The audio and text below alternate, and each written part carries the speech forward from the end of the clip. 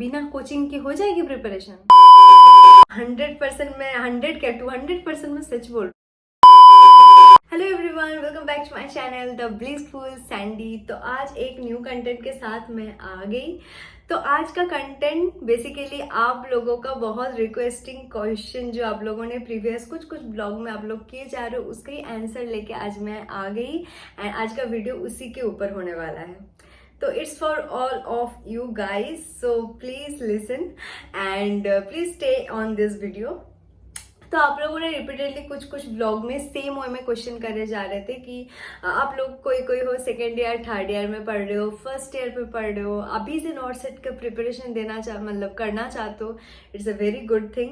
And कुछ लोगों ने मुझे बुक है क्या बुक पढ़ना चाहिए ऐसा रिकमेंडेशन भी मांगे हो। कोई एलिजिबिलिटी जो लोग जीएनएम कोर्स में हो उन लोगों को भी काफी कंफ्यूजन है कि नॉट सेट दे सकते हैं नहीं दे सकते हैं। एंड एज से रिलेटेड भी कुछ क्वेश्चन आया है कि कितना एज तक दे सकते हैं, उसके बाद वो एज के बाद भी मैं एलिजिबल हूँ कि नहीं वो नॉट सेट देने के लिए। तो ऐसा वेरियस टाइप का क्वेश्चन आया है। तो आज मैं सबका एक एक करके आंसर दूंगी एंड एक पॉइंट में आंसर दूंगी। तो वीडियो में अच्छे से रहो एंड बिल्कुल स्किप मत करना। आई think it will be helpful for all of you and I am really happy कि आप लोग जो लोग अभी स्टूडेंट हो अभी के लिए अभी से सोच रहे हो नोट सेट के लिए, रियली मतलब नाइस। आप लोग मतलब अच्छा है अभी से सोचना, तो बहुत अच्छी बात है। तो चलो अभी फटाफट स्टार्ट करते हैं। मैं एकदम एक टॉपिक को पकड़ के एक टॉपिक को अच्छे से डिस्कशन करके मैं आप लोगों को सब कुछ डाउट क्लियर करूंगी। तो फर्स्ट जो आया है एलिजिबिलिटी को लेके काफी लोगों का काफी क्वेश्चन है। तो एलिजिबिलिटी में बता दूं, नॉट सेट देने के लिए एलिजिबिलिटी फर्स्ट जो है वो है बीएससी ऑनर्स नर्सिंग होना चाहिए। कोई भी एक इंडियन नर्सिंग काउंसिलिंग और state nursing counselling recognised institute और यूनिवर्सिटी से, यह है फर्स्ट एलिजिबिलिटी।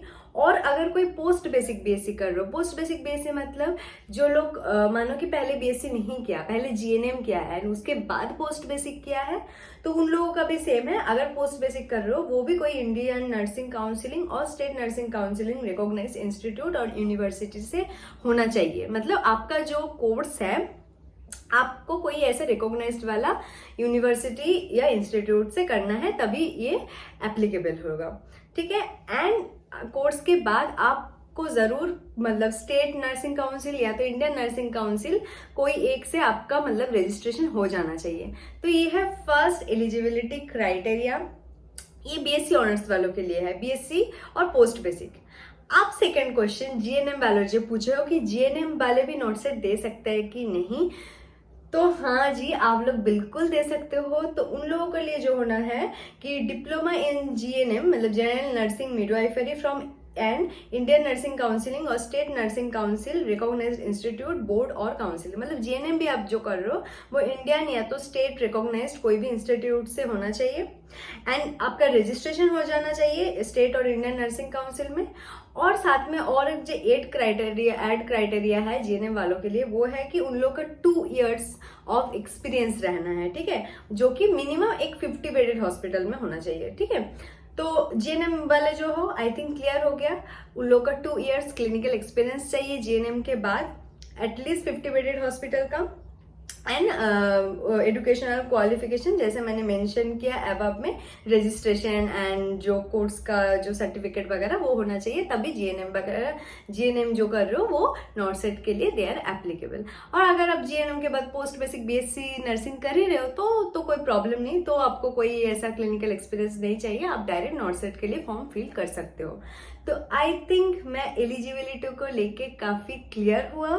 तो ये था मेरा फर्स्ट पॉइंट जो है एलिजिबिलिटी। सेकेंड पॉइंट जो है एज लेके बहुत लोगों का क्वेश्चन है। जैसे मेरा 24 ईयर्स एज है, अभी मैं नर्सिंग पढ़ूंगी उसके बाद नॉट सेट दे सकता हूँ कि नहीं दे सकती हूँ, तो सबको लेके मैं टोटल एक एज क्राइटेरिया बता देती हूँ, उसके हिसाब से आप लोग देख लेना कि आप लोग दे सकते हो कि नहीं दे सकते हो। तो नॉर्मल जो एज होता है नॉट सेट देने के लिए वो है 18 to 30 ईयर्स एज तक, मतलब आप 18 साल से लेके 30 साल तक कोई भी ये नॉट सेट एग्जाम दे सकता है, ठीक है, ये है जनरल क्राइटेरिया। अब जैसे हमारा कोई भी एग्जाम में जैसे कास्ट के लिए डिफरेंट हो, जैसे OBC, SC, ST, PWBD category, ऐसे ऐसे में अलग अलग जैसे है ना, उसके लिए कुछ कुछ रिलैक्सेशन, एज रिलैक्सेशन है, तो मैं वो भी आप लोगों को बता दूंगी। एंड अगर हो सकेगा तो मैं इधर भी कहीं पे वीडियो में अटैच कर दूंगी सो दैट कि आपको इजी लगे। तो एज रिलैक्सेशन जो है, अगर कोई पर्सन एससी एसटी के अंदर आता है तो उनको दिया जाएगा age relaxation 5 years, means 30 years तक तो नॉर्मली है ही। अगर आप एससी और एसटी कैटेगरी में पढ़ते हो तो आप 35 इयर्स तक दे सकते हो, ठीक है। अगर ओबीसी कैटेगरी हो तो आपका एज रिलैक्सेशन है 3 इयर्स, मीन्स आप 33 इयर्स तक एग्जाम दे सकते हो। एंड कोई अगर पीडब्ल्यूबीडी कैटेगरी में आता है तो फिर 10 इयर्स तक उनका रिलैक्सेशन हो जाता है, मतलब कोई फिजिकली चैलेंज्ड वगैरह हो तो उन लोगों के लिए 10 इयर्स रिलैक्सेशन हो जाता है, मीन्स आप 40 इयर्स तक मतलब एग्जाम दे सकते हो। और अगर कोई पीडब्ल्यूबीडी है साथ में ओबीसी है तो उनका हो जाएगा 13 इयर्स, मीन्स 43 इयर्स तक आप एग्जाम दे सकते हो। नेक्स्ट आता है पीडब्ल्यूबीडी प्लस एससी एसटी, तो वो लोग 45 इयर्स तक दे सकते हो। एंड अगर कोई एक सर्विसमैन हो गया, अगर commission officer including ECO, SSCSO category में आता है तो उनका बस 5 इयर्स तक रिलैक्सेशन है, मतलब 35 इयर्स तक they can give the exam. तो आई थिंक एज रिलैक्सेशन को लेके यू आर क्लियर।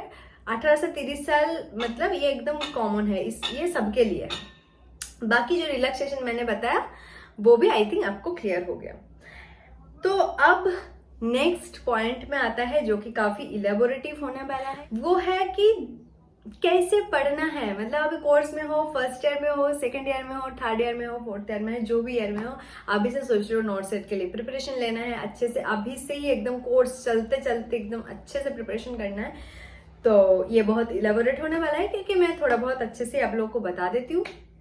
तो देखो, जो लोग अभी कोर्स में हो तो सिलेबस तो देखो, सिलेबस बहुत लोगों ने पूछा, सिलेबस तो फर्स्ट ईयर से लेकर फोर्थ ईयर तक जितने सब्जेक्ट है सभी इंक्लूडेड है सिलेबस में।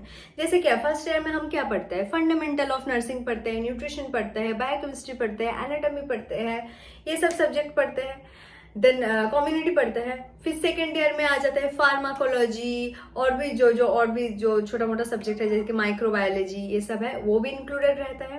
एंड थर्ड ईयर में जैसे हम एकदम नर्सिंग वाले के अंदर ही घुस जाते हैं, medical, surgical, community health nursing, child health nursing और psychiatry nursing and obstetric and gynaecology. And fourth year में अगेन जो कुछ कुछ और है, कम्युनिकेशन, रिसर्च, मैनेजमेंट। तो जितने सारे फर्स्ट ईयर से लेके फोर्थ ईयर तक जितना सारे सब्जेक्ट है सब कुछ सिलेबस का अंडर है। मतलब ऐसा मतलब पर्टिकुलर कुछ नहीं है कि ये है इस टॉपिक से इतना ही आएगा इतना आएगा, ऐसा नहीं है। 4 साल में जितना सब्जेक्ट है सभी सिलेबस के अंदर इंक्लूडेड है। तो आपको सारे सब्जेक्ट मतलब कि अच्छे से पढ़ना है। अब हाँ, मैं ये बोल सकती हूँ कि एज ये नर्सिंग का एग्जाम है, नॉट सेट में हम मतलब नॉट सेट इसीलिए देता है नर्सिंग ऑफिसर के लिए, सो दैट कि हम क्लिनिकली कोई हॉस्पिटल मतलब एम्स में हम काम कर सके, तो वहाँ पे नर्सिंग बेस्ड क्वेश्चन ऑब्वियसली ज़्यादा आता है, जैसे कि मेडिकल सर्जिकल नर्सिंग पार्ट से, या तो obstetric gynaecology, child health, psychiatry. तो मेन जो थर्ड ईयर का जो 4 सब्जेक्ट है उसमें से ही ज्यादा क्वेश्चन आता है। एंड कभी कभार कम्युनिटी हेल्थ नर्सिंग से भी काफी क्वेश्चन आ सकता है। तो ये सब में तो ज्यादा आपको मतलब ध्यान देना ही है, साथ में वो सब भी थोड़ा थोड़ा पढ़ना है। अब अगर आप पूछोगे कि मेरे को अगर पूछोगे कि मैं बुक रिकमेंडेशन ऑन ऑल, तो मैं एक्चुअली जो पढ़ी थी मैं आपको वही रिकमेंड करना चाहूंगी, क्योंकि वो बुक्स काफी अच्छी थी। मे भी होगा वो बुक्स आप लोग भी फॉलो कर रहे हो, फिर भी मैं एक बार बता देती हूँ। अगर बताते बताते आप लोग को अगर समझ भी नहीं आएगा तो मैं यहाँ पे वीडियोस में भी अटैच कर दूंगी, सो दैट कि आप लोग बुक कवर देख के आप उसको खरीद सकते हो। एंड हो सके तो मैं लिंक भी दे दूंगी, ठीक है। तो फर्स्ट आता है मेडिकल एंड सर्जिकल नर्सिंग। एक एक सब्जेक्ट वाइज बता रही हूँ। तो फर्स्ट मेडिकल सर्जिकल के लिए जो बुक मुझे अच्छी लगी थी वो है ब्रूनर एंड सिद्धार्थ। हाँ, बुक काफी मोटी है, वॉल्यूम भी काफी मोटी है। अगर आप टाइम है तो मैं बोलूंगी वो ही बुक पढ़ना, क्योंकि उसमें अगर आप थॉरोली पढ़ोगे, अभी आप कोर्स में हो उसको थॉरोली पढ़ोगे ना, तो आपका जितना कंफ्यूजन है वो हो जाएगी क्लियर। तो नॉट सेट में mostly critical thinking based question आता है, तो उसके लिए बहुत अच्छे से थ्योरी पढ़ना भी बहुत मतलब इम्पोर्टेंट है। मैंने एक बना रखा था 1 मंथ में कैसे नॉट सेट क्रैक करते हैं, वो तो बहुत शॉर्ट तरीका था एंड बहुत ज्यादा मतलब स्ट्रेस्ड आउट होके मैं पढ़ी थी 1 महीने के अंदर। बट अभी से पढ़ रहे हो एंड अभी से आपका थ्योरी एकदम लाइन बाय लाइन आप क्लियर कर रहे हो, तो बाद में आपको प्रॉब्लम बहुत कम होगी एंड आपको ईजी लगेगा काफी। तो ब्रूनर एंड सिद्धार्थ पढ़ो, लाइन बाय लाइन पढ़ो, क्योंकि आप कोर्स में हो, एग्जाम तो देना ही पड़ता है। एक एक जो टॉपिक है उसके अंदर, एक एक जो टॉपिक है बुक के अंदर अच्छे से पढ़ो, एकदम अच्छे से पढ़ो, बहुत वो बेनिफिशियल रहेगा। तो ये हो गया मेडिकल सर्जिकल के लिए। सेकेंड आता है ऑब्स्टेटिक एंड गायनोकोलॉजी।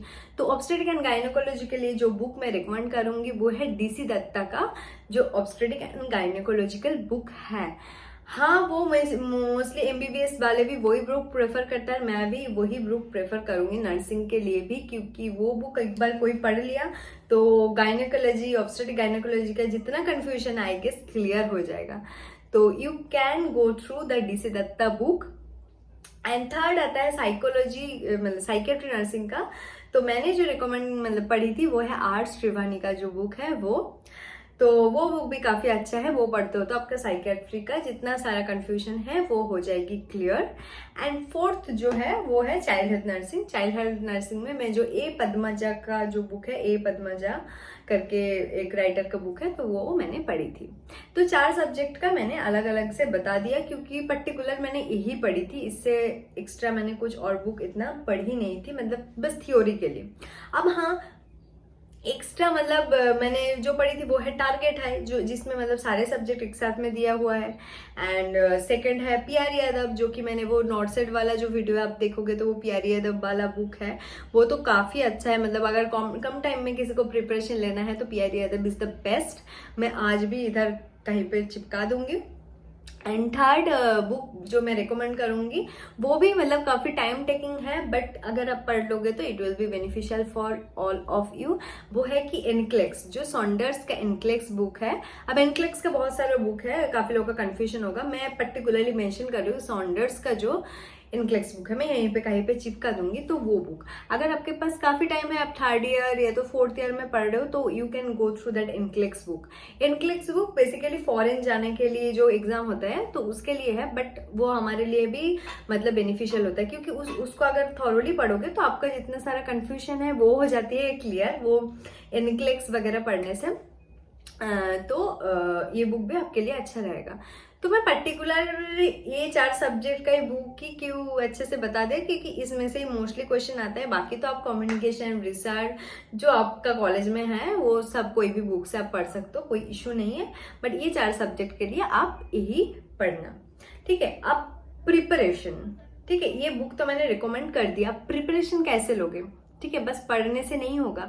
आपको कोई भी चीज चाहिए, कोई भी कॉम्पिटिटिव एग्जाम क्रैक करना है, आपको उसको स्मार्ट वे में क्रैक करना है। ऐसा नहीं कि बस अब पढ़े जा रहे हो, उसमें क्रैक नहीं होती। आपको स्मार्टली सोचना है।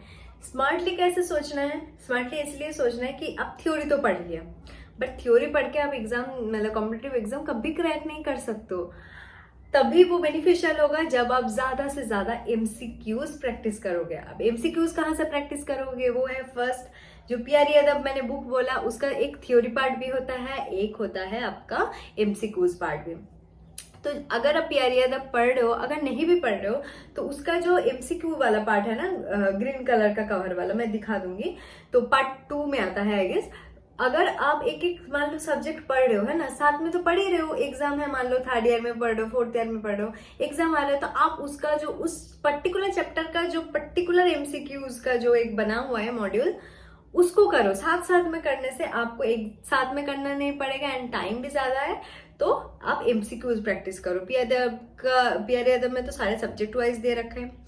अब टारगेट हाई के पीछे के साइड, एकदम टारगेट हाई का बुक एकदम पीछे चले जाना, वहां पे बहुत सारा प्रीवियस ईयर का क्वेश्चन दे रखे हैं, डिफरेंट इंस्टीट्यूट के, एम्स का भी है और बीएचयू का भी है, जितने सारे सेंट्रल गवर्नमेंट इंस्टीट्यूट है, ईएसआईसी का, मतलब जो एकदम अच्छा इंस्टीट्यूट है सबका देख रखे है। तो आप वो प्रीवियस पेपर वाला क्वेश्चन भी मतलब चेकआउट कर सकते हो। आप देखना, खुद ही देखना आपको कितना आ रहा है, कितना मतलब नहीं आ रहा है। अगर जितना आएगा आप करना, अगर जिसमें ज्यादा प्रॉब्लम होगा, आप अच्छे से टाइम है तो आप अच्छे से उसका थ्योरी कवर कर लेना। तो यही मैं बोलूँगी। एंड MCQs तो ये 2 बुक हो गया, एंड साथ में बहुत सारे यूट्यूब चैनल भी है। अभी तो बहुत ज़्यादा मतलब जो है ना, ये बहुत डिजिटल क्या बोलते हैं, मतलब आप लोग अगर कोचिंग नहीं भी ले रहे हो तो बहुत सारा रास्ते हैं, आप प्रिपरेशन कर सकते हो। यूट्यूब तो हम कोई देख हर कोई अभी यूट्यूब देखते ही है एंड टाइम पास करते हैं। तो अगर दिन में 15 मिनट भी आप निकाल के, यूट्यूब में कुछ चैनल है जहाँ पे मतलब क्वेश्चन डिस्कशन वगैरह होता है नॉट सेट रिलेटेड, तो आप गो थ्रू कर सकते हो।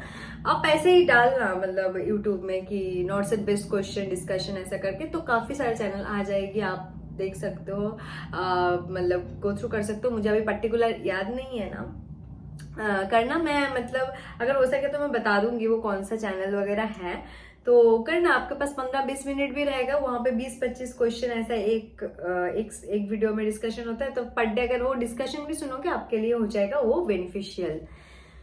तो I think I am clear about the preparation, यही एक रास्ता है, ऐसे ही आप प्रिपरेशन कर सकते हो।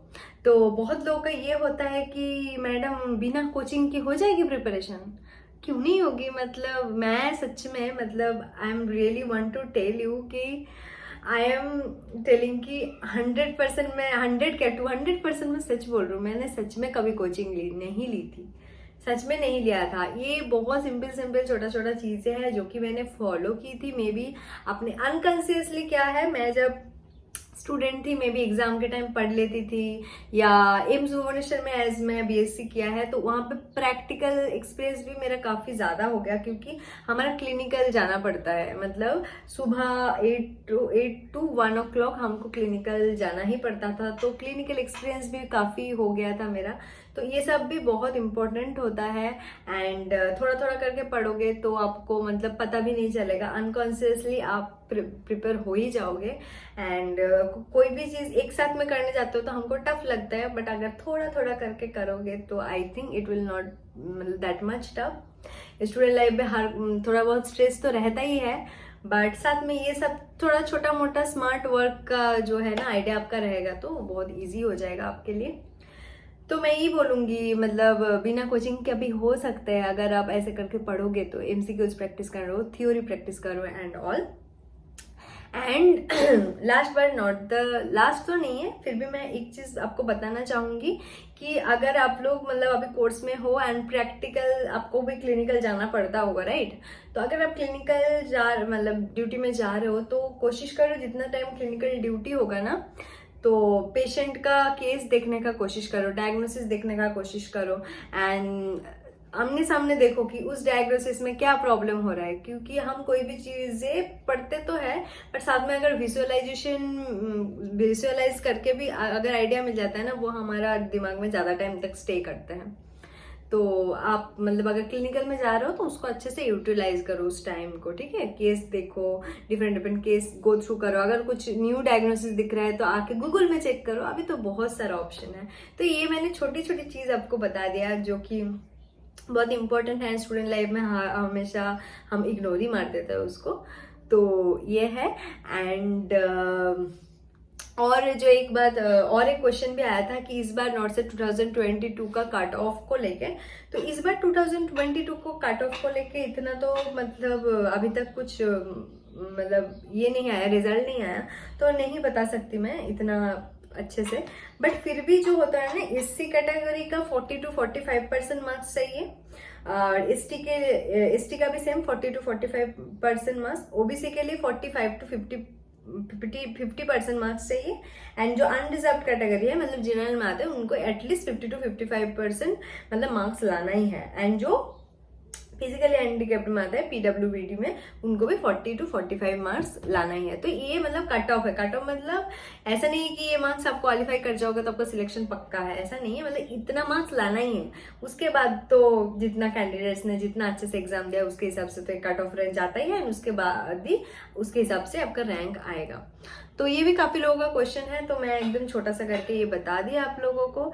And last but not the least, मैं आपको सबको बोलूंगी ऑल द बेस्ट। अभी से पढ़ो, हो सकता है मतलब इतना टफ नहीं है, बिना कोचिंग का भी हो सकता है, अभी से ट्राई करो एंड ऑल।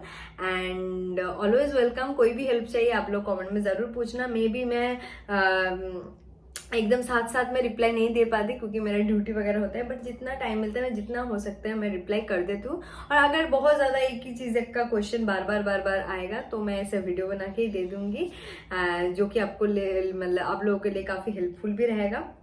तो आई थिंक आज का वीडियो आप लोगों को अच्छा लगा, मैं आई थिंक अच्छे से आप लोगों को बता पाई। एंड अगर अच्छा लगा तो then please do like share and subscribe to my channel. And ऐसे ही मेरे साथ कनेक्टेड रहना चाहते हो तो मेरा डेली व्लॉग भी फॉलो कर सकते हो आप लोग। तो यही है। एंड दोबारा से मैं अगले कंटेंट के साथ बहुत जल्दी आऊँगी। तब तक के लिए stay happy, stay kind and stay positive. Bye bye.